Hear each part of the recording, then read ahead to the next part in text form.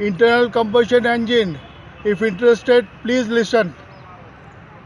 The main component of IC engines are cylinder head, cylinder block, cylinder liner, crankcase,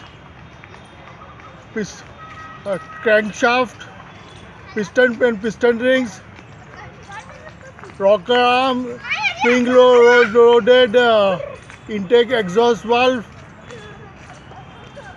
carburetor in the case of spark ignition engine, fuel injection pump in the case of compression ignition engine, spark plug in the case of spark ignition engine, fuel injection nozzle in the case of compression ignition engines, and flywheel. The main difference between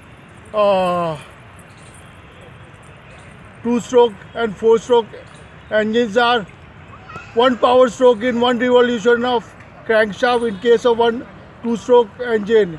In case of four-stroke engine, one power stroke in two revolution of crankshaft.